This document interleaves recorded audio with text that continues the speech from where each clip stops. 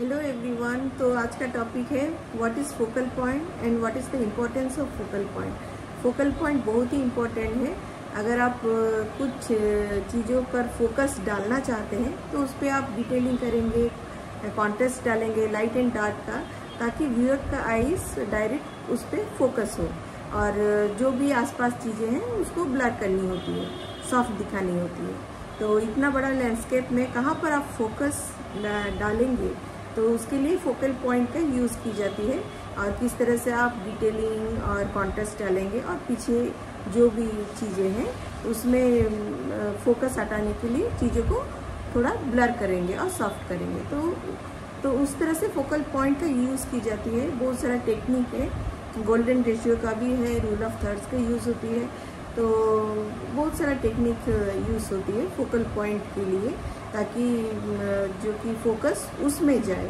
और तो आप देख सकते हैं इस वीडियो में थोड़ा एक्सप्लेन की हूँ किस तरह से फोकल पॉइंट का यूज़ की जाती है, ताकि जो कि फोकस आप जो भी सब्जेक्ट बनाते हैं ताकि व्यूअर का फोकस वहाँ पर जाए और वहीं पर डायरेक्ट गिरे, और इस तरह से पेंटिंग में दिखाई जाती है और फोकल पॉइंट का यूज़ की जाती है। तो आइए देखिए, कुछ एग्जाम्पल को आपको दिखा रही हूँ। फॉर एग्जाम्पल इस पेंटिंग को देख सकते हैं जो कि मैं रिसेंट बनाई हूँ। तो यहाँ पर फोकल पॉइंट का यूज़ की हूँ यहाँ पर, ताकि व्यूअर्स का आइज डायरेक्ट यहाँ पर गिरे। तो इस तरह से मैंने ब्रेथ और लेंथ का डिवाइड की हूँ, 3 से डिवाइड की हूँ। आपका जितना भी सेंटीमीटर होगा ब्रेथ में और लेंथ में, तो आपको 3 से डिवाइड करनी होगी।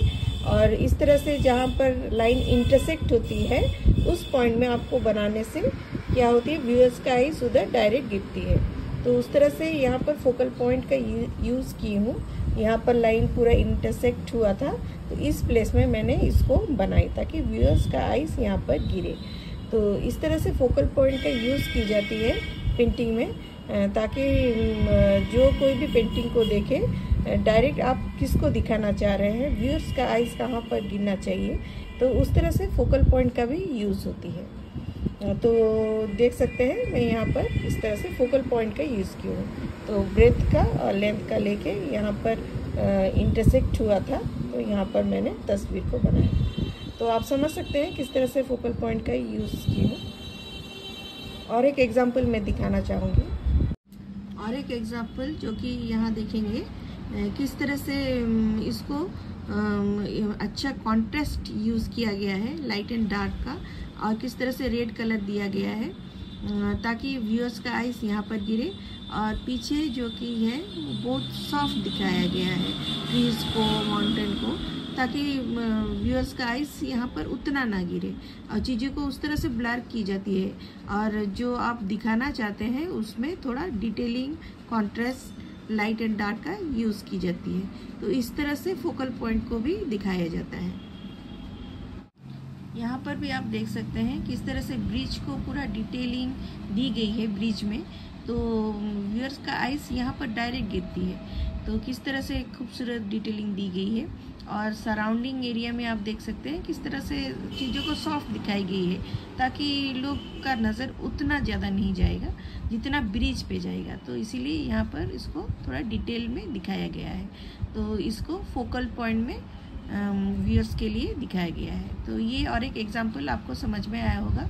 किसी भी चीज़ को आप दिखाने के लिए उसमें थोड़ा डिटेल, लाइट एंड डार्क, अच्छा कॉन्ट्रास्ट होना चाहिए ताकि व्यूअर्स का आइज उस पर गिरे, और साइड सराउंडिंग एरिया को थोड़ा सॉफ्ट दिखानी होती है और नहीं तो थोड़ा ब्लर दिखानी होती है। तो इस तरह से आपको फोकल पॉइंट का यूज़ करनी है। यहाँ पर देख सकते हैं किस तरह से फोकल पॉइंट का यूज़ की गई है। तो इस तरह से पूरा तीनों में डिवाइड किया गया है, जैसे मैं की थी अपना पेंटिंग में।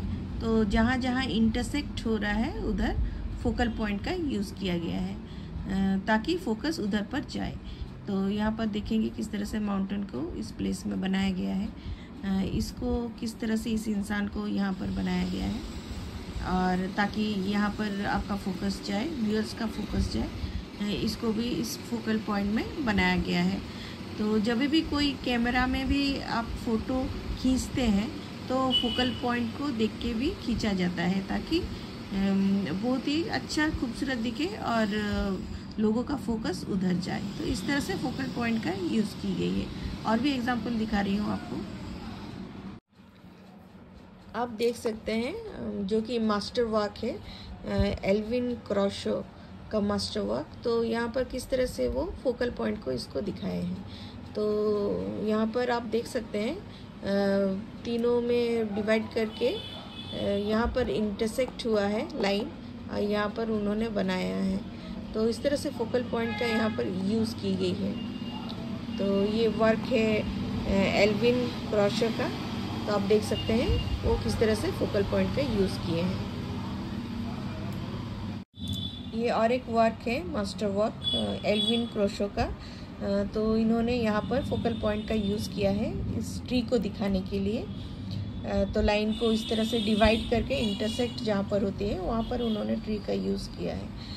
तो इस तरह से इन्होंने भी दिखाया है कहाँ पर फोकल पॉइंट होनी चाहिए। तो उस तरह से इस ट्री को वहाँ पर बनाया है ताकि व्यूअर का आइज़ वहाँ पर डायरेक्ट गिरे। तो इन्होंने भी फोकल पॉइंट का यूज़ करके इस लैंडस्केप को बनाया है। तो आप देख सकते हैं। तो आपको समझ में आया होगा किस तरह से फोकल पॉइंट का यूज़ की जाती है ताकि आपका ओवरऑल पेंटिंग अच्छा दिखे। मास्टर वर्क इस तरह से फोकल पॉइंट का यूज़ करते हैं अपने सब्जेक्ट को दिखाने के लिए। तो आप क्या दिखाना चाहते हैं व्यूअर्स को, तो उस पर आप फोकल पॉइंट का यूज़ करेंगे।